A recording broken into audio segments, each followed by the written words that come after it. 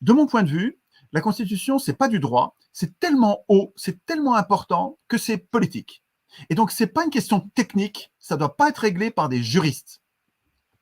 Ce qui compte le plus dans une Constitution, de notre point de vue de la population, je parle du point de vue des citoyens, ce qui compte le plus, c'est que les pouvoirs, tous les pouvoirs, aient peur. Peur de quelque chose. Alors toi, tu es là à les protéger un peu, parce que par habitude, sans doute, tu te dis, il faut qu'ils puissent bosser. Ok, non, mais je veux bien qu'ils puissent bosser. J'ai compris qu'il ne faut pas mettre trop de contrôle, il ne faut pas les dissuader, on va avoir besoin de candidats, c'est quand même une corvée.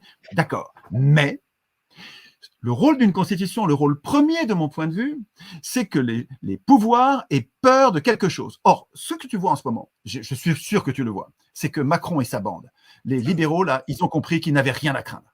Ils n'ont rien à craindre. C'est-à-dire qu'en fait, on n'a pas de constitution. Une vraie constitution, ça doit inquiéter les pouvoirs. Il faut que les pouvoirs se sentent au service de quelqu'un qu'ils craignent.